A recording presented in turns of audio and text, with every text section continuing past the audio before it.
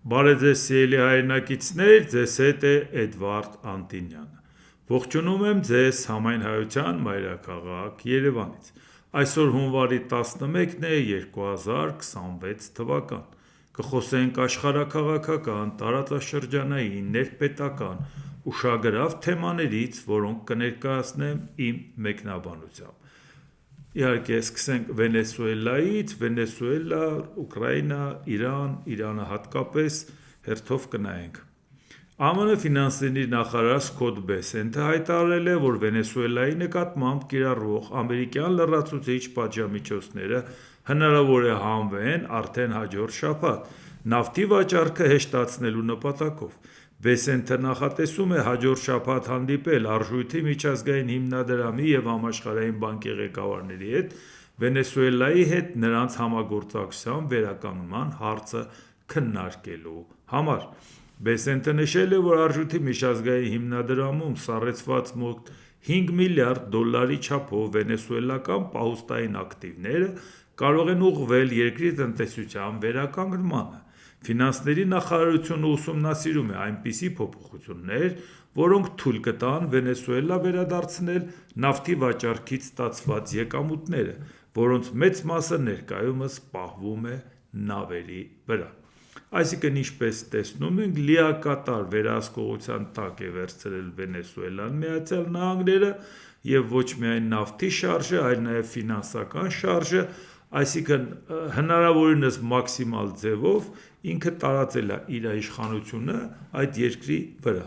որը որ իհարկե շատ ծանր հարված է թե Ռուսաստանին, թե Չինաստանին, բացի դրանից էլ նաև շատ դիկտատորներ հասկացան, որ հետագայում պետք է ուղղակի կատակներ չանեն ԱՄՆ-ի նախագահի հետ, որ կարող է իրանց հետ էլ նույն փորձանքը պատահի։ Էնպես չի, որ Ռուսաստանը խիստ վախենալու բաներ չունի, որտեղ տեսեք, ստվերային նավերի կալանման հետ կապված դուք տեսաք, Ուկրաինան հարվածեց այլ տեղեր, Սև ծով, փորձեց միջերկրական ծով, ինչ էր անում, կալանում են տարբեր տեղեր, ԱՄՆ-ը, այս պարագայում Ռուսաստանին անկյուն են քշել և պատկերացնում եք, ասենք ծովեր, օվկիանոսներ, Ռուսաստանը ավազանի պետություն լինելով, հիմա մի հատ Բալթիկ ծովի հույսին է մնացել,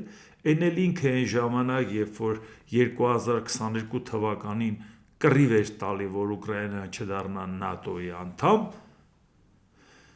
այդ ընթացքում, պատերազմի ընթացքում ՆԱՏՕ-ի անդամ դարձավ Ֆինլանդիան, այնուհետև Շվեդիան, իսկ նույն Ռուսաստանը հավանաբար քարտեզին նայել են, թե իրանք Բալթիկ ծով դուրս գալու համար ֆինական նեղուցով են դուրս գալու, այսինքն ՆԱՏՕ-ի անդամ Ֆինլանդիայից Բալթիկ ծովից դուրս են գալիս ու հենց դիմացները Շվեդիան է։ Այսինքն գործնականում իրանք այլևս չեն կարող մտածել, որ կարող են Բալթիկ ծովում իրանց լավը զգալ։ Սա երևի իրանց վերջի հնարավորությունն է, դա էլ կորցրեցին։ Իսկ հիմա Դոնալդ Տրամպը շարունակում է, կանգ չի առել այդ ուղղությամբ, ԱՄՆ նախագահ Դոնալդ Տրամպը հայտարարել է. Կուբան այլևս նավթ և փող չի ստանա Վենեսուելայից։ Կուբան տարիներ շարունակ ապրել է Վենեսուելայից ստացվող հսկայական քանակությամբ նավթի և փողի հաշվին։ Դրա դիմաց Կուբան անվտանգության ծառայություններ է մատուցել վերջին երկու վենեսուելացի բռնապետերի, բայց այլևս դա չի լինի, դե նախորդն էլ Ուգո Չավեսի մասին է խոսքը։ Այդ կուբացիների մեծ մասը զոհվել է ԱՄՆ-ի վերջին հարձակման ժամանակ, և Վենեսուելան այլևս պաշտպանության կարիք չունի այն հանցագործներից և շփոթողներից, ովքեր այդքան տարիներ պատանդ են պահել երկիրը։ Վենեսուելան այժմ ունի ԱՄՆ-ն, աշխարհի ամենահզոր բանակը անկասկած, որը պաշտպանում է և կպաշտպանի Վենեսուելան։ Կուբա այլևս նավթ և փող չի գնա, ես խստորեն կոչ եմ անում նրանց գործարք կնքել, մինչև շատ ուշ չլինի, նշել է ԱՄՆ նախագահը։ Իհարկե, Կուբան այսօր համեմատելի չէ Վենեսուելայի հետ, Վենեսուելայի դերակատարությունը Ռուսաստանի համար անչափելի է Կուբայի հետ կապված, բայց Կուբան այդպես էլ մնացել է այն իր հին անունը, որ մնացել էր Ազատության կղզին, որը Խորհրդային Միության ցանկությամբ, հնարավորությամբ ու աջակցությամբ փորձում էր հակադրվել Ամերիկան, ու այնպես չի որ չէր ստացվում, մինչև վերջերս էլ ինքը իր գիծն էր տանում։ Իհարկե Վենեսուելան կորցնող Ռուսաստանի համար Կուբան խնդիր չի, բայց Կուբան խորհրդանիշն է Ռուսաստանի ներկայացվածության Ամերիկա աշխարհամասում։ Այսինքն կորցնելով Կուբան, կորցնում է այդ խորհրդանիշը, որ բոլորն էլ հասկանում են, որ վերջ, անդառնալու են դու արդեն այդ տարածքից դուրս եկար։ Իհարկե դրա հետ կապված Դոնալդ Տրամպը շարունակելու է, լավ կլինի, որ նորմալ հարաբերություններ հաստատելով լատինաամերիկյան մյուս երկրների հետ ինքը հակադրության չգնա, որ բոլորը մտածեն միավորման մասին ընդդեմ Միացյալ Նահանգների, մանավանդ որ Կուբայի հետ ինքը առանձնապես խնդիր չի ունենա, այնտեղ կարգի հրավիրելու։ Պետք չի որ ասենք տպավորություն ստեղծի, որ ցանկանում է բոլորի հարցերը լուծի, բայց Կուբայի հարցը լուծելը իհարկե շատ ծանր հարված է, աշխարհաքաղաքական հարված է նաև Ռուսաստանի։ Եվրոպական հանձնաժողովի նախագահ Ուրսուլա ֆոն դեր Լեյենը մի վարքյան գրել է. Թեհրանի եւ աշխարհի տարբեր քաղաքների փողոցները լցված են իրանցի կանանց եւ տղամարդկանց ձայներով, որոնք պահանջում են ազատություն, խոսքի ազատություն, հավաքների ազատություն, տեղաշարժի ազատություն եւ ամենից առաջ կյանքի ազատություն։ Եվրոպան լիովին աջակցում է նրանց։ Մենք միանշանակ դատապարտում ենք դաժանությունը, նշել է Ուրսուլա ֆոն դեր Լեյենը։ Երեք խոսեցինք այդ մասին, որ եվրոպական եռյակը Մեծ Բրիտանիայի վարչապետ Կիր Ստարմերը, Գերմանիայի կանցլերը Ֆրիդրիխ Մերցը եւ Ֆրանսիայի նախագահ Էմանուել Մակրոնը համատեղ հայտարարությամբ ցույց տվեցին, որ իրանք այո դատապարտում են ժողովրդի դեմ գործողությունները, դրանով իսկ աջակցում նաեւ Միացյալ Նահանգների քայլերին։ Այսօր արդեն Եվրահանձնաժողովի նախագահն է այս հարցի հետ կապված խոսում, իր վերաբերմունքը արտահայտում։ Առհասարակ, քանի որ Իրանը մեր հարևան պետությունն է, պետք է նկատի ունենանք, որ շատ նուրբ պետք է լինի ցանկացած գնահատական, հատկապես իշխանական Իրանի հետ կապված։ Առավել ևս որ իրանք տեսնում եք ինչ բախտորոշ պահի մեջ են գտնվում։ Այսպես նայենք, Իրանը հին պետություն է, հին քաղաքակրթություն ունեցող, 1.680.000 քառակուսի կիլոմետր տարածք, ամենահամեստ հաշվարկով 85 միլիոն բնակիչ։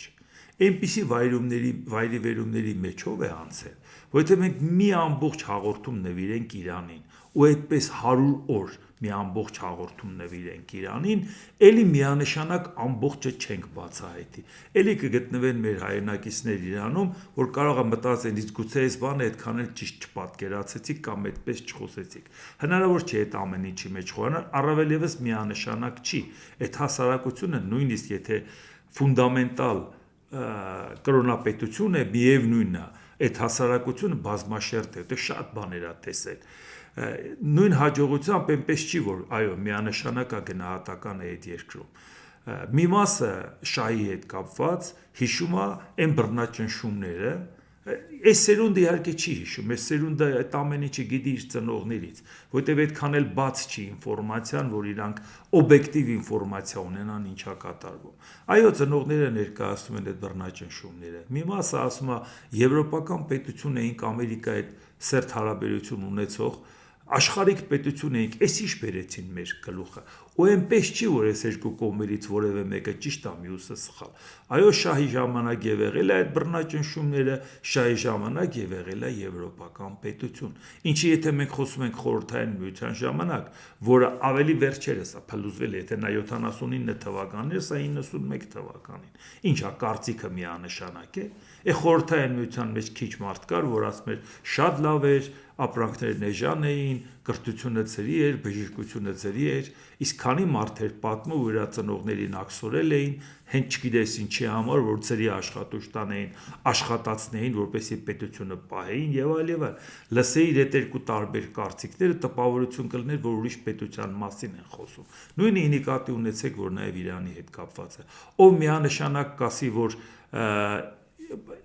շահի ժամանակ շատ լավ էր կամ շատ վատ էր, նա ուղղակի կարծիքներից մեկի կողմն է։ Եվ այն կար եւ այն կար։ Եվ ի վերջո նաև չմոռանանք մի հանգամանք, որ մեկ-մեկ ուղակի ինձ պետք է ալնում կատակով, ասենք ասում Ժողովուրդ ջան, դուք պատկերացնում եք, ասենք հեղափոխությունից առաջ ջահել աղջիկը շորտերով մոտո են քշել Իրանում։ Հիմա այդ մոտոն տանը դրած է մի անկյունում։ Հիջաբն էլ վրան կախած։ Ամեն անգամ որ այդ հիջաբը վերցնում, այդ մոտոն տեսնում է, չէ՞։ Ընկերուհուն ասում է, քուրո հիշում ես ինչեր էինք անում սրանով։ Չեն մոռացել 19 տարեկան օրինակ այդ հեղափոխության ժամանակ ես 19 տարեկան եմ։ Չէի կարա իմանամ ինչա կատարվում երկրում։ Այն նույնն էլ իրանք են։ Այսինքն այդ սերունդը կա։ Այդ սերունդը բացի որ պատմում է երիտասարդներին, որոնք ոչ են տեսել, ոչ են, ոչ լավը գիտեն, ոչ վատը։ Բայց այդ սերունդը կա, չէ՞։ Որոնք որ ասենք բացատրում են, որ իսկ այս սերունդը 21-րդ դարում իհարկե կրոնապետությունը նոնսենս է, դրա մասին չի խոսքը։ Այնպես չի, որ եթե կրոնապետությունը նոնսենս է, շահի կառավարումը ավելի լավ է։ Այո, բան չունեմ ասելու։ Ռեզա Փեխլևին նորմալ կրթություն է ստացել Ամերիկայում ապրում է, նորմալ ընտանիքի անդամ է եղել, աշխարհ տեսած, աշխարհի մեծերի հետ նստած վերկացած, կարող է ինքը շատ լավ տեխնացու լինի, մանավանդ այդպես ապրած դրսում արևմտյան երկրում, բայց ուրիշ խնդիր կա։ Այստեղ էլ հակասությունը մեկն է, եթե դու ասում ես, որ ես իմ իրավունքով որպես թագաժառանգ վերադառնում եմ, մարդիկ ասում են, որ իրավունքով հորդ թագաժառանգն է, սա ուզի թե չուզի ինքը դառնում է նրա արածի ժառանգորդը։ Չեն դիտարկում իրան որպես Ամերիկա կրթություն ստացած, Ամերիկա ապրած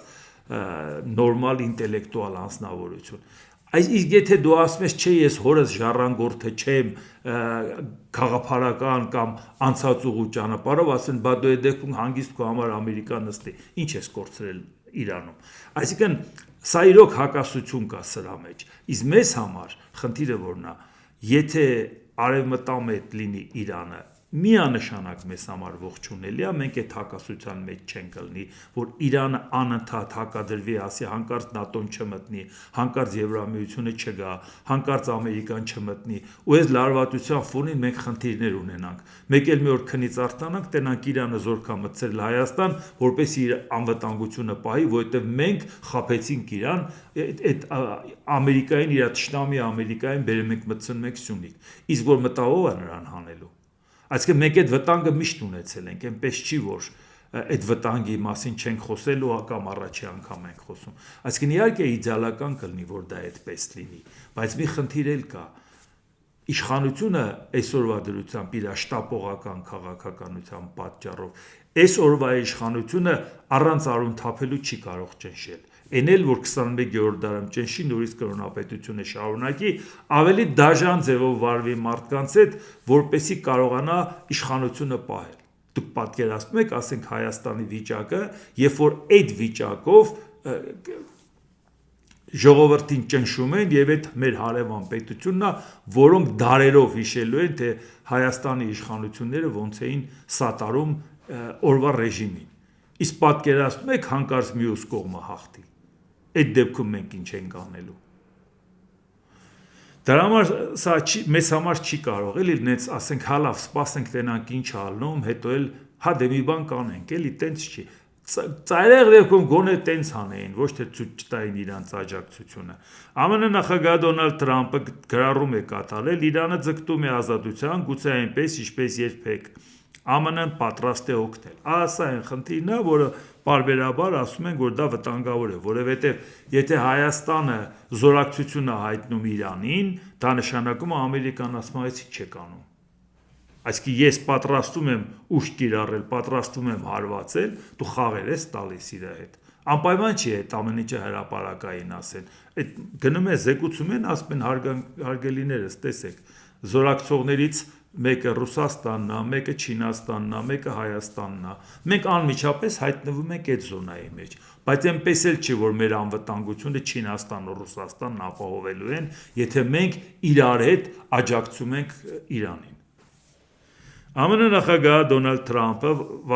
Թրամփի վարչակազմը Իրանի վրա հարձակման ծրագրեր է քննարկել։ Պաշտոնյաները քննարկել են, թե ինչպես իրականացնել նախագահ Թրամփի վերջերս Իսլամական Հանրապետության դեմ բարձրացրած սպառնալիքները, այդ թվում թե որ վայրերը կարող են թիրախավորվել։ Իրանական մի քանի ռազմական օբյեկտների վրա լայնածավալ օդային հարվածը քննարկվող տարբերակներից մեկն է, չնայած Վաշինգտոնը դեռևս համաձայնության չի եկել գործողությունների ծրագրի շուրջ։ Հնարավոր հարձակման համար որևէ ռազմական տեխնիկա կամ անձնակազմ չի տեղափոխվել։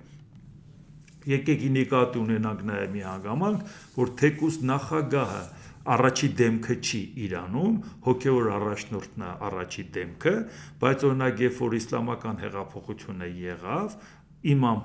Խոմեյնիի ժամանակ, հետագայում որ նախագահ դարձավ, չնայած արդեն մահացավ Խոմեյնին 89 թվականից Ալի Ակբար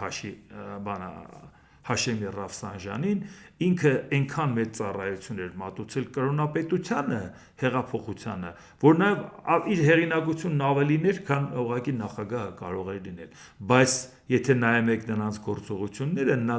լավ էլ փորձում էր արևմուտքի հետ հարաբերություն կարգավորել ու իր հեղինակությունը մեծ լինելով չէին կարող ասել, ինչ ես անում, Գում քաղաքում հոգևոր կրթություն ստացած, հեղափոխությանը աջակցած մարդ, ինչ պետք է անեին, պետք է ասեին դու Ամերիկայի գործակալ ես, բայց դուք տեսնեք նույնիսկ ինքը այդքան տուժած վիճակում այդ ամեն ինչը մինչև հեղափոխությունը, այնուամենայնիվ ինքը գտնում էր, որ երկրի ապագան պետք է լինի արևմուտքի հետ համագործակ, իսկ Իրանից հետո Մոհամմադ Խաթամին, որ եկավ, արդեն նա լրիվ աշխարհիկ բաներ էր փորձում անել, ասում են դոկտոր Խաթամի բան, իրան լրիվ ուրիշ ձևի էին նայում, եւ հասկացան, որ կամած այսպես որ գնա, կարող է հանկարծ խնդիր առաջանա, որ այն ֆունդամենտալ արժեքները կրոնապետության, որ պայքարում ենք ընդդեմ արևմուտքի, կարող է կամած ասենք իր տեղը զիջի եւ վախեցան, որ չկարողանան բուրը հավաքեն երկիրը, որտեղ մարդիկ այդքան հեշտությամբ չէին պատրաստ միանգամից սահմանափակումների տակ մտնեն եւ աշխարհի բարիքների հետ հաղորդակից չլինեն։ Եվ Մահմուդ Ահմադինեջադը, որ դարձավ նախագահ, ինքը հոգևոր կրթություն չէր ստացել, պոլիտեխնիկ ավարտած մարդ էր եւ դրանից շատ հեռու էր, բայց ինքը փորձեց ամեն ինչ անել, որ ավելի խստացումներ մտցնի, որ կարողանա երկիրը բուրը հավաքեն։ Այսինքն այդ շանտաժ անելով, որ դուք հոգևոր արժեքներից շեղվել եք, այս պետք է անեք, այն պետք է անեք, այսինքն կրոնը օգտագործել որպես ճնշման գործիք եւ իդեպ բավական շատ ինքը դա փորձեց անել։ Չնայած մի քիչ էլ ասենք ուռճացնում էին այն հանգամանքը, որ ինքը նաեւ 79 թվականի նոյեմբերի 4-ին, երբ որ հարձակվեցին դեսպանատան վրա Միացյալ Նահանգների Թեհրանում, որ պահանջում էին Մոհամմեդ Ռեզա Փեհլևիին Ամերիկայից տալ, որպեսզի իրանք հեռական նրան մահապատժի էին դատապարտել, որպեսզի դատեն, ասում են, որ ցուցարարների մեջ եղել է նաև Մահմուդ Ահմադինեջադը, հետագան այն նախագահը, ում մասին խոսում ենք, բայց այդ ժամանակ ներողություն, ինքը ընդամենը 23 տարեկան է եղել, այն երիտասարդ ակտիվիստ էր, էլի երիտասարդ խոստումնալից, շատ մեծ բաներ չվերագրենք իր հեղափոխական, չգիտես ինչ քայլերին, ուղղակի գնացել են դեսպանատուն, մտել են, դրանով ուզում են կենսագրությունը մի քիչ ճոխացնել։ Ուզեմ ասեմ, ժողովուրդը ձգտել է ազատությունների, այնպես չի, որ նոր է ձգտում։ Ու շատ դժվար է այսօր պահել այս վիճակը։ Պահեն արյունով են պահելու, որի դեպքում պատկերացրեք, որ մեզ համար ավելի վատ է լինելու, որ մեր հարևանը, որը արյունով իշխանություն ապահովում, ու մենք չենք կարող գլուխներս կողանք, ասենք տեսակ մեր իշխանությունները զորակցեցին, հիմա տեսակ ճիշտ դուսեկան։ Մեր ինչին էր պետք, որ արյուն թափողի հետ բարեկամը հիմա էլ որոշենք ճիշտ է թե չէ։ Այդ բազմաշերտ հասարակության մեջ, որ արյան վրեժը աչքներում, այնպես որ դա ուղղակի իմանանք։ Իրանի խորհրդարանի խոսնակ Մոհամմադ Բաղեր Ղալիբաֆը հայտարարել է. Միացյալ Նահանգների կողմից ռազմական հարձակման դեպքում, ինչպես Իսրայելն, այնպես էլ ԱՄՆ ռազմական եւ ռազմածովային կառույցները կդառնան մեր օրինական թիրախները։ Նախորդ անգամ իհարկե իրանք պայմանավորվածությամբ Միացյալ Նահանգների հետ խփեցին ամերիկյան բազաներին, բայց ամերիկացիները գիտեին եւ դա կանխեցին, պարզապես մի հատ sense ուղղակի ժեստ արեցին, Իրանը փորձեց իր դեմքը փրկի, Ամերիկանը ցույց տվեց, որ հա դե լավ խփեցիր, վերջ, ոչ ոքի էլ այսպես ասած, բայց այս անգամ Իրանը հասկանում է, որ եթե Ամերիկան հարվածեց, իշխանությունը ուղղակի կտապալի, որովհետև գծի վրա է այս ամեն ինչը։ Դրա համար եթե ինքը շատ կտրուկ հարվածներ չհասցնի Իսրայելին ու Ամերիկայի բազաներին, այսինքն պետք է վաբանկ գնա, էլի։ Իսկ դուք պատկերացնում եք հանկարծ Իրանը վաբանկ գնաց, եւ Ամերիկայի եւ Իրանի հարաբերություն, ինչից էինք խոսում, թրիփի ճանապարհը, որ պետք է բխի նաեւ Իրանի շահերից, Ժորժ ջան, ընդհանրապես դուք այս մոլորակից եք, թե չէ։ ԱՄՆ պետքարտուղար Մարկո Ռուբիոն եւ Իսրայելի վարչապետ Բենյամին Նեթանյահուն հեռախոսազրույցի ժամանակ քննարկել են Իրանում տեղի ունեցող բողոքի ցույցերը, Սիրիայում տիրող իրավիճակը եւ Գազայում խաղաղության համաձայնագիրը։ Պետք է նկատի ունենալ, որ հիմա ամենաշատ շահագրգռված է Բենյամին Նեթանյահուն, լավ է հասկանում, որ եթե հանկարծ այս պահին չտապալեցին կրոնապետությունը, Իրանը առաջի հարվածը հենց լինելու է Իսրայելին։ Եվ ինչքան էլ Ամերիկայի Միացյալ Նահանգները փորձի պաշտպանի, մենք նախորդ անգամ տեսանք, որ լավ էլ կարողացան Իսրայելին խոցել։ Եթե Ամերիկան ուղղակի չլռեցներ, շատ ծանր հարվածներ կերավ, ուղղակի Իսրայելը նաև չէր սպասում, որ իր հակաօդային պաշտպանության համակարգը այդ չափի խոցելի է։ Այն երկաթյա գմբեթի մասին իրանք շատ էին խոսում, պարզապես կյանքը ցույց տվեց, որ իրանք գերագնահատել էին իրանց հնարավորությունները։ Դա էր պատճառը, եթե Միացյալ Նահանգները կտրուկ չլռեցներ, ուղղակի լուրջ խնդիր կունենար Իսրայելը, որովհետև մենք հասկանում ենք, էլի, թե Իսրայելի տարածքը ինչքան է,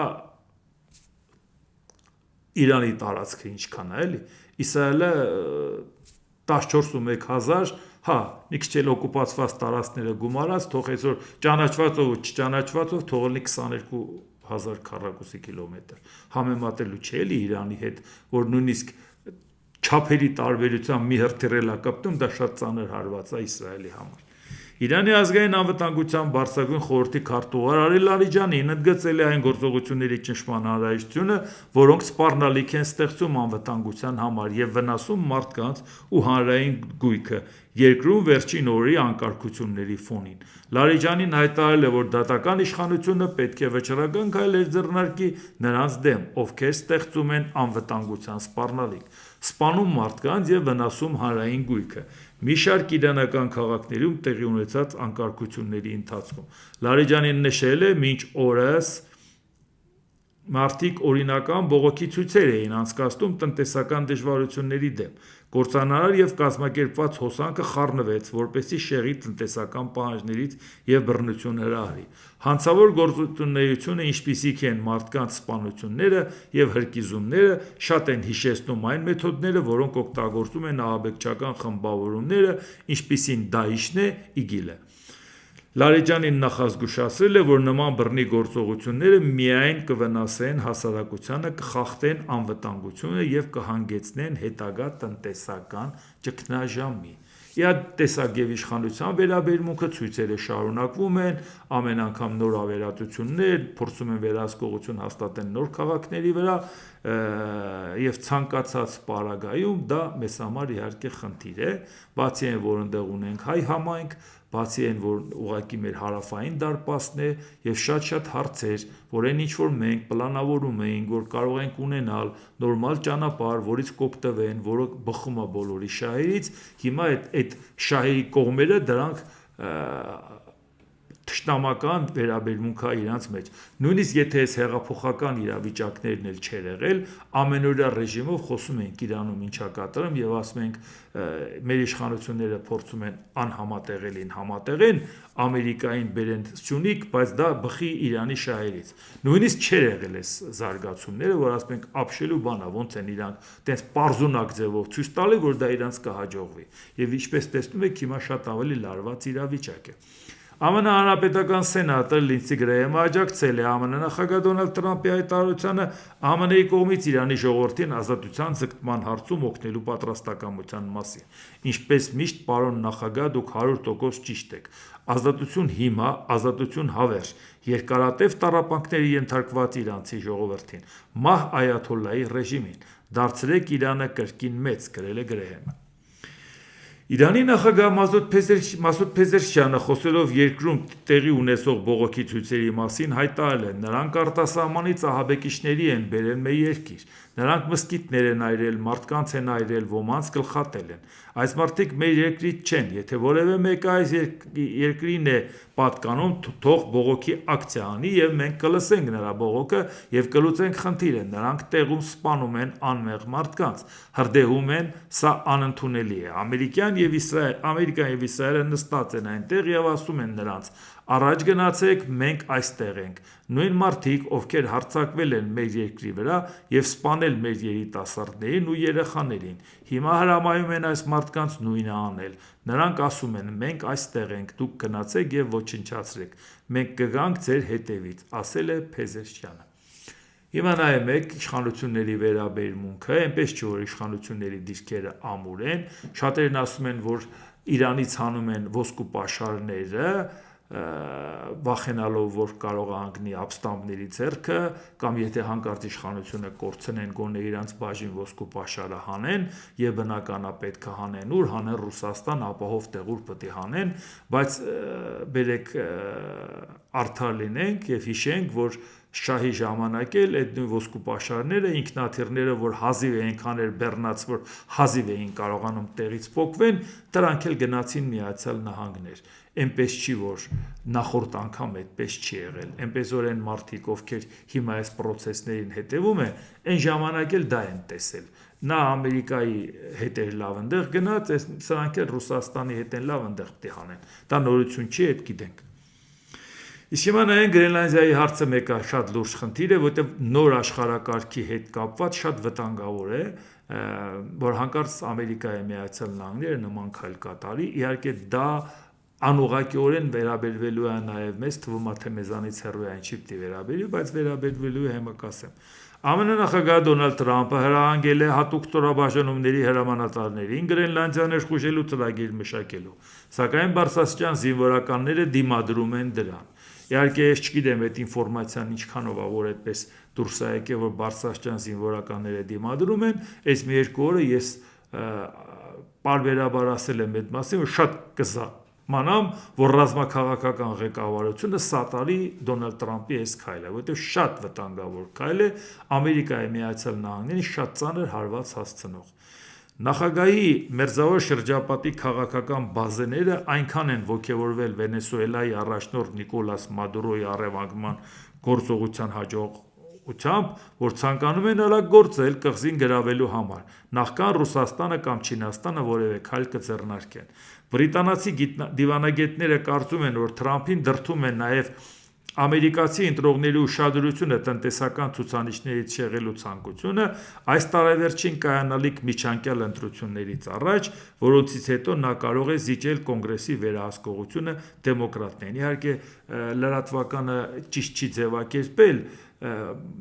եթե ասում ես կոնգրես եւ միջանկյալ ընտրություններից առաջ, դա այդքան էլ այդպես չի, որովհետև միջանկյալ ընտրությունները վերաբերում է կոնգրեսի վերին պալատին, այսինքն սենատին, որովհետև 6 տարի մեկ են ընտրում, 2 տարին մեկ գնում է 1/3 ռոտացիա։ Իսկ նույն ժամանակ մի քանի օրվա տարբերությամբ կարող է լինի կամ նույն բային դա լինում է կոնգրեսին, այսինքն ստորին պալատի ընտրությունները, իսկ ստորին պալատի ընտրությունները 2 տարին մեկ է, այսինքն բանի հարց չկա, էլի միջանկյալի հարց չկա, ուղղակի 2 տարին մեկ տեղի ունեն ստորին պալատի ընտրությունները կոնգրեսի, բայց խնդիրը նա է, որ երկուսի հետ կապված էլ կարող այո վերահսկողությունը կորցնի, Դոնալդ Թրամփը շատ մեծ արդյունքներ ներկայացնելու խնդիր ունի, թե ինչպես ցույց տա, որ ինչ հաջողություններ են բերել, առավել եւս մի խնդիր կա, ինքը գնացող նախագահ է, անգամ հանրապետականները պետքա կողմնորոշվեն։ Հիմա իրանք գնում են Թրամփի դասագրքերով, գնան ասեն մենք սատարում ենք Թրամփին, որպեսի ձայն ստանան, թե Թրամփի ձախողումները կարող է վերցնեն իրանց վրա եւ իրանք չհայտնվեն սենատում կամ կոնգրեսում։ Այսինքն դա շատ լուրջ քննարկելու բան է, որ այն տեխնացուները, որոնք իրանց կյանքը կապեն Թրամփի հաջողություններով, գնում են փայ մտնեն Թրամփի հաջողություններին եւ գնան ժողովրդին ներկայանալ եւ Դոնալդ Թրամփի հակառեյտինգի արդյունքում իրանք ուղղակի ձախողվեն, թե իրանք ուղղակի գնան ինչ որտեղ ցույց տան, որ իրանք տարանջատված են եւ այլ, դա էլ գործող նախագահի պարագայում մի քիչ խնդիրներ կարող է առաջացնի, ամեն դեպքում միանշանակ չի, թե ինչպես կպահեն իրանց հանրապետական թեկնածուները, իսկ այդ պարագայում իսկապես խնդիրը, որ կարող է դեմոկրատները հաջողություն ունենան այդ անորոշության պարագայում։ Հիմա տեր ենք Թրամփի արածը, թե Թրամփի արածից տարանջատվենք, որ ձեն ստանանք, այլապես Թրամփի անով ձեն չենք ստանա։ Այսինքն իսկապես Դոնալդ Թրամփը հասկանում է, որ ինքը խնդիր է առաջացել իր թիմակիցների համար։ Եվ դրա համար մտածում է նաև ուրիշ լուծում գտնի, ավելի գլոբալ հարցեր ցույց տա, թե ինչպիսի հաջողություններ է ինքը ձեռք բերել։ Նման կտրուկ քայլը նրան առճակատման կտանի Մեծ Բրիտանիայի վարչապետ Քիր Ստարմերի հետ եւ փաստացի կհանգեցնի ՆԱՏՕ-ի փլուզմանը։ ԱՄՆ նախագահը դիմել է հատուկ գործողությունների Միացյալ Հրամանատարությանը ներխուժման ծրագիր պատրաստելու խնդրանքով, սակայն շտաբերի պետերի Միացյալ կոմիտեն դեմ է հանդես եկել այն հիմնավորմամբ, որ դա անօրինական կլինի եւ չի ստանա կոնգրեսի աջակցությունը։ Այս մասին մենք իհարկե պարբերաբար խոսել ենք, ես իմ գնահատականը տվել եմ եւ մտածում եմ, որ սա կլինի խոշորագույն ձախողում Միացյալ Նահանգների համար այս վերելքի պարագայում, որ ինքը անգամ շատ մեծ հավակնություններ ու շանսեր ունի աշխարհը նորից դարձնի միաբևեռ, հետո որոշի իր բարեկամ Եվրոպայի հետ բաժանեն երկու մասով, հետո էլ Չինաստանին օգնեն դառնա աշխարհը 3 բևեռ, բայց դոմինանտը լինի հավաքական արևմուտքը եւ այս դեպքում ինքը արևմուտքին, այսինքն Եվրոպային ընդդեմ քայլ անի նոր աշխարհակարգի հետ կապված, որ այն ինչ որ ինձ դուր է գալի ես մտնում վերցնում եմ, նշանակում է մնացած ուրիշ ագրեսորների գործընկեր ես դառնում, ոչ թե դու կարող ես ագրեսորին ճնշել եւ Ռուսաստանին ասես դու ագրեսոր ես։ Գերմանիայի ֆինանսների նախարար եւ փոխկանցլեր Լարս Քլինգբայլը Գրենլանդիան գրավելու Դոնալդ Թրամփի սպառնալիքների առումով հայտարարել է. միջազգային իրավունքի սկզբունքները կիրառելու են բոլորի նկատմամբ, ներառյալ Միացյալ Նահանգների։ Գրենլանդիայի ապագան կախված է բացառապես Դանիայից եւ Գրենլանդիայից։ Տարածքային ինքնիշխանությունն ու ամբողջականությունը պետք է պահպանվեն, նշել է Քլինգբայլը։ Վաշինգտոն մեկնելուց առաջ, որտեղ նախատեսված է մեծ յոթնյակի երկրի ֆինանսների նախարարների հանդիպումը։ Մեծ յոթնյակի ֆինանսների նախարարները այս անգամ քննարկումներ պետք է ունենան, մտածեն ոնց համատեղ ուժերով այնպես անեն, պակասացնեն կախվածությունն ու ազդեցությունը Չինաստանից։ Դա վերաբերում է հազվագյուտ մետաղների, հողային ասենք հազվագյուտ մետաղների եւ այլ շատ բաների, որը որ ուղակի նպատակային բերեք իրար հետ հետևողականորեն սինխրոն աշխատենք, Չինաստանի ազդեցությունը փոքրացնենք։ Մեկ էլ այս պարագայում Եվրոպան կանգնում ասում է չհասկացանք, Ամերիկա, բա մենք ուզում ենք միասին Չինաստանի ազդեցությունը փոքրացնենք, դու մեր դեմ ես քայլանում։ Դա ուղղակի ապտակ է, եթե դու Եվրոպայից տարածք ես վերցնում, մենք ոնց կարանք քո գործընկերը լինենք։ Դե դեպքը մենք էլ մտածենք Չինաստանի հետ լավ լինենք, ընդդեմ քեզ։ Մեր դեմքը փրկելու համար։ Արկտիկայում անվտանգության մակարդակը մենք բարձրացնում ենք միասին, որպես ՆԱՏՕ-ի դաշնակիցներ, այլ ոչ թե միմյանց հակադրվելով, ասել է նախարարը։ Այսինքն հենց գնալուց առաջ նման հայտարարությունն արել է։ Իսկ մենք նայենք, թե ինչ է ասում նաև մեր հետ կապված է դա։ Պաշտոնական Կրեմլի ոչ պաշտոնական խոսափող ռուս հաղորդավար Վլադիմիր Սալավայովը հայտարարել է։ Իհարկե, այս պաշտոնական Կրեմլի ոչ պաշտոնական խոսափողը դա իմ արտահայտությունն է, մամուլում գրած է ռուս հաղորդավար Սալավայովը հայտարարել է։ Մենք այդ հատուկ ասում եմ, որովհետև նա այն ինչ որ ասում է, մենք գիտենք, թե դա ինչ է նշանակում։ Մենք չպետք է հիմա զբաղվենք Սիրիայով կամ Վենեսուելայով։ Մեզ համար ավելի ցավոտ է այն, թե ինչ է կատարվում հիմա Հայաստանում կամ Վենեսուելայում։ Հայաստանին կորցնել է շատ մեծ խնդիր կլինի, մեզ համար մեծ խնդիր կարող է լինել Միջին Ասիայում եւ մենք պիտի հստակ ձևակերպենք մեր խնդիրներն ու առաջադրանքները։ Խաղերն ավարտված են թքած միջազգային օրենքների եւ իրավունքների վրա։ Եթե մեր ազգային անվտանգության համար անհրաժեշտ էր հատուկ ռազմական գործողություններ սկսել Ուկրաինայում, ինչու այդ նկատառումների դելելով մենք չենք կարող նույնն անել մեր ազդեցության տակ գտնվող այլ երկրներով։ Միգուցե մեզ հետ պետք է ձևակերպել մեր ազգային դոկտրինը, որոնք են մեր ազդեցության գոտի գոտիները եւ ամեն ինչ հասկանալի կլինի, նշել է Սալավյովը։ Իհարկե, ես մանրամասն երկար չէի կարծա Սալավյովի մասին, որտեղ ով է ինքը, որ դա ներկայացնենք, բայց քանի որ ինքը այո, հենց պաշտոնական Կռիմլի ոչ պաշտոնական խոսափողն է եւ այն ինչ որ ուզում են շրջանառության մեջ տնեն դնում են իր բերանով կամ իր նմանների բերանով, ուրեմն պետք է դրան բավական լուրջ վերաբերել, եթե նույնիսկ իր անձին մենք անլուրջ ենք վերաբերվում։ Այսինքն նշանակում է այն ինչ որ պարբերաբար խոսում ենք, որ Միացյալ Նահանգները կարող է գործարքի գնալ Ռուսաստանի հետ Վենեսուելայի հարցում չէ, Վենեսուելայի հարցում ինքը առանց Ռուսաստանի դա իր ազդեցությունը բավարար էր, որ դա աներ, ընդհանրապես բանի տեղ չդներ, ընդհակառակը ստորացներ Ռուսաստանին։ Բայց Ուկրաինայի հետ կապված կարող է ինքը ինչ որ գործարքների գնալ Ռուսաստանի հետ, ասի ես հարցում դու ես զիջում, ես հարցում ես եմ զիջում, եւ վաղը ստացվի, որ Ռուսաստանը կանգնի իրան ասի դե լավ հասկացանք, եթե դու համարում ես, որ Ամերիկա աշխարհամասը քո ազդեցության գոտին է, մենք այդ տեսած չխառնվեցինք, մի կողմ քաշվեցինք դու էլ հանգիստ թող Հայաստանը Բա դու ինչ գործ ունես ընդեղ, ինչ ես գնացել թրիփ բացում։ Քանի անգամ ենք այդ մասին խոսել, երբ որ անգամ այս հայտարարությունը չի եղել, որ կարող է մի օր գործարք կնքի Թրամփը Ռուսաստանի հետ եւ այդ թրիփի հետ կապված Ռուսաստանն ասի այդ թողում ես ինձ։ Այդ վտանգը մենք ունենք, ժողովուրդ։ Այդ վտանգը մենք ունենք, որովհետև մենք այսօր, եթե Եվրոպայի գործընկերը չենք, որպեսզի մենք մտածենք, որ մեր շահերը կսպասարկեն, իսկ մենք Ամերիկայի հետ կապված գործընկեր չենք, ժողովուրդ ջան։ Ամերիկայի հետ կապված, եթե նույնիսկ այս պրոյեկտը բիզնեսը լինի, որը շատ արագ չի լինելու, այս վայրի վերումների պարագայում, դա մեզ անվտանգության երաշխիք չի եւ մեզ Ամերիկայի գործընկեր չի սարքել։ Ցանկացած պարագայում կարող են մեր շահերը վաճառել, որովհետև մենք համակարգի անդամ չենք։ Մեռանք ասելով, այդ համակարգի անդամ պետք է լինենք Եվրամիության, գոնե քայլ անենք, գոնե հայտ ներկայացնենք, նաև օգտվենք նրա անվտանգության համակարգից, որը իրանք ստեղծում են, որպես կոմպրոմիս, եթե ՆԱՏՕ-ի հետ կապված ՆԱՏՕ-ն չգործի։ Այսինքն սա է այն վտանգը, իսկ ինչ եք կարծում Սալավյովի ասածը անմիջապես չի հաջորդում Գրենլանդիայի հետ կապված հավակնություններին։ Եթե դու կարող ես քեզանից 3000-3500 մինչև 4000 կիլոմետր հեռու Գրենլանդիայի վրա հավակնություններ ունենաս, ասես սա իմ տարածքն է, բա ինքն էլ ասում է քտիստակին տարածք է, ժամանակին էլ իմ կազմում ա եղել։ Իսկ մենք մեր անկախությունը կարող է կորցնենք մենակ մի պարզ պատճառով, որովհետև մենք բոլորին մեր իշխանությունները հայ է ասում, արդյունքում մենք ոչ մեկի հետ ենք։ Եվ ցանկացած պարագայում, եթե որևէ մեկը մեր շահերը վաճառի, կասենք այ մարդելի հայի բախտեր, էլի բախտներս չբերեց։ Բա որովհետև ամեն անգամ հետ էինք ասում, գոնե պետք է լինի մի համակարգ, որը մեզ տեր կանգնի որպես գործընկեր։ Ռուսաստանի արտգործնախարարության ներկայացուցիչ Մարիա Զախարովան հայտարարել է. Ուկրաինայի իշխանությունը ցնցվում է մարտադաշտում իրան հաջողություններից եւ իր զայրույթը թափում է խաղաղ բնակչության վրա։ Ահաբեկչական հարձակումներին ներգրավված բոլոր անձիկ կպատժվեն, հայտարարել է Մարիա Զախարովան։ Էդի նկատի ունի, որ ուկրաինացիները տարբեր բավական արդյունավետ հարվածներ հասցրեցին սահմանային այդպես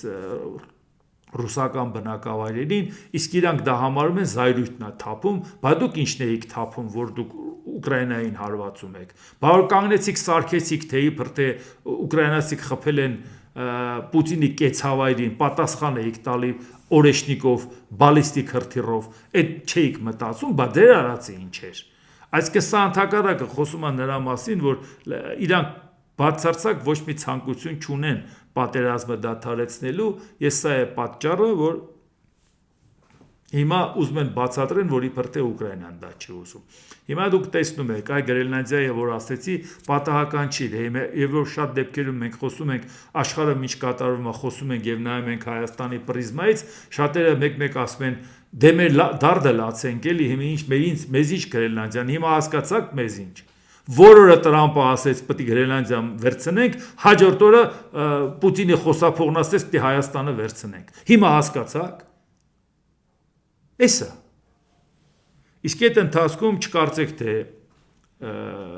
Նիկոլ Փաշինյանը ձեռքերը ծալած նստել է, վարչապետ Նիկոլ Փաշինյանը գրառում է արել եւ տեսագրություն տարածել Սուրբ եւ անմահ պատարագ Մասիսի Սուրբ Թադեոս եկեղեցու։ Ինքը գնացել է պատարագին մասնակցել, որ տեսեք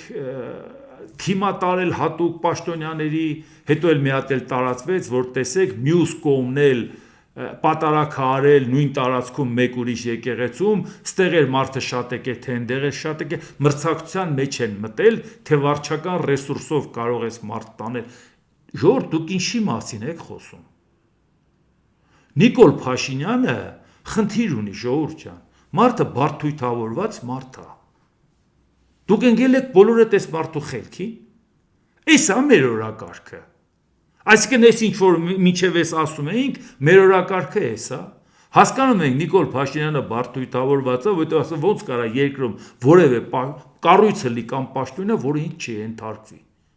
Նույնիսկ եթե ինչ որ կառույց, որը ֆորմալ իրան չի ենթարկում, ասում է SMS գրեմ, ընտրված մարդը իրավապահ համագործակի, պետք է դիմումը գրի գնա։ Այ որ դիմումը գրեց գնաց վերջ։ Ուրեմն ես ամբողջ երկրում բոլորը պետք է ենթարկվեն։ Բոլորը չի կարող մեկը լինի, որին չենթարկվի։ Եթե Գարեգին երկրորդը հիմա ասի, ես պատրաստ եմ հենց SMS գրես, ես գնամ տուն, ինքը կասի, չէ, պետք չէ, SMS չեմ գրում։ Մնա դու աշխատի, վերջ։ Իրա ինքը այլևս երջանիկ է։ Իրա ցանկությունն է, որ երկրում չի կարող լինել մի մարդ, որը իրան չի ենթարկվում։ Որովհետև ինքը ուղեղ չունի, որպեսի կարողանա ենթարկացնի մարդկանց կամ ոչ թե ենթարկացնի, այլ գործընկեր լինի մարդկանց հետ, որոնք իրան հարգեն ու իրան լսեն։ Ինքը հասկանում է, եթե իրանից չվախենան, ինքը ով է, որ իրան լսեն։ Կամ ով իր խորհուրդը կհարցնի, կամ ով իր կարծիքը կհարցնի, կասի, տղա ջան, մի հատ ենկոմ գնա, հա, այդ թյուրիմացություն, դու ով ես, որ նա գիտի, որ նրան հետ ապեք։ Նա սովոր չի, նա չունի ուղեղ, որ նա կարողանա մարդկանց հետ իր պատկառանքով, իր ազդեցությամբ, իր գիտելիքով, իր կրթվածությամբ, իր նիստուկացով վարվելակերպով հեղինակություն լինի։ Պաշտոն պետք չի, որպեսի քեզ հարգեն։ Նոր Զելանդիայից մինչև Կանադայից լսում են, ես պաշտոն չունեմ։ Ու շատ շատերը, որոնք Հայաստանի հետ նույնիսկ չեն ուղակի առնչվում, Հայաստանում չեն ապրում, ասում են ինչ անենք, ինչով օգտակար անենք, ոնց անենք, որտեղ շատ ենք ուզում, որ քո խոսքը հնչի, դրա համար պաշտոն է պետք։ Այդ ձեզ է պաշտոն պետք միայն մի բանի համար, որովհետև առանց պաշտոն ձեզ չեն լսի։ Ազգային ժողովի падգամավորներ կան, որ միակ բանը սրտի կանելն է, որ իմանան, որ ինքը քաղաքացիական պայմանագրի падգամավոր է, որտեղ դրանով միայն իրան գիտեն։ Նիկոլ Փաշինյանը եթե դնի դանակ պատարակաղով կեղտ ուտի, իրան կդնեն կուտեն ու կբացատրեն, որ գիտեք ինչքան համով է։ Գիտենք, ժողովուրդ ջան, գիտենք։ Դուք առանց ուտելու արդեն ուտում եք, գիտենք։ Սա է ձեր պատկերացումը պետության մասին։ Որ ինքը կարողանա հասնի նրան, որ ասի, ես ամբողջ երկիրը իմ ենթակայության տակ է, հետո դու պետք է կարողանաս որոշակի լծակներով երկիրը կառավարես ու ղեկավարես, որոշակի հարգանքի շնորհիվ պատկառանքի ու այդ ժամանակ չես մտածի, որ բոլոր լծակները քեզ պատկանան։ Դու հրամանատար ես, քեզ պետք է հարգեն, որ քո հետ դուրս գան մարտի դաշտ գնան, ոչ թե քեզանից վախենան, ոչ թե աշխատավարձը կտրես, ոչ թե պարգևավճար չես տա, ոչ թե մարդ կուղարկես իրանք ստուգեն, այլ ուղղակի քեզ հարգեն, կյանքը չխնայեն այն մարդու համար, որը իրանց առաջնորդն է, բայց հիմա դու այդպիսին ես։ Ու դրա համար հիմա քեզ նաև էդ է պետք։ Մարդ լինի, որը քեզ ու կապ չունի ով լինի։ Այսօր ցանկացածը լինի, որ ենթարկվի։ Իսկ այս ամբողջ արհավիրքները, որ մենք տեսնում ենք մեր երկրի շուրջ, ով պետք է լուծի։ Դե ինչ, այսօր այսքանը, եթե հավանեցիք, սեղմեք լայք կոճակը, բաժանորդագրվեք Էդվարդ Անտինյան YouTube-յան ալիքին, սեղմեք զանգակ կոճակը, գրեք մեկնաբանություններ, գրեք հարցեր, դիտեք եւ դատեք ինքներդ։ Շնորհակալություն։